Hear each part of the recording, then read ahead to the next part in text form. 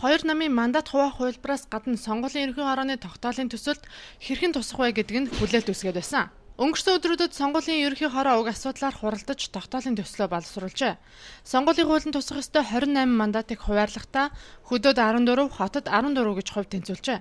Цаашлаад нийт 76 мандатын 48 нь хөдөөд 28 нь хотод хуваарлагдаж байна.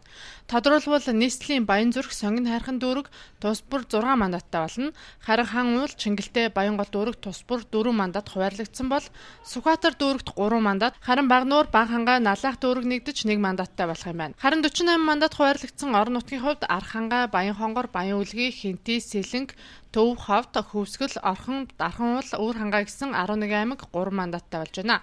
Харин Сүхбаатар дорнод Увс, Өмнөговь, Завхан гэсэн 5 аймагт 2 мандат хуваарлагдаж байгаа бол Үлдсэн, Дундговь, Говь Алтай, Говь Сүмбэр, Дорн, Говь Булган гэсэн 5 аймагт тус 1 мандат хуваарлана гэж тогтоолын төсөл тусгажээ. Энэ бол нутаг дэвсгэр Төхөн амын тоотоо уялдуулж хийсэн хуваарлалт буюу 80 мянгаас дээш хүн амтай аймагт 3 мандат, 60 мянгаас дээш хүн амтай аймагт 2 мандат гэсэн зарчмаар хуваарлалт хийжээ.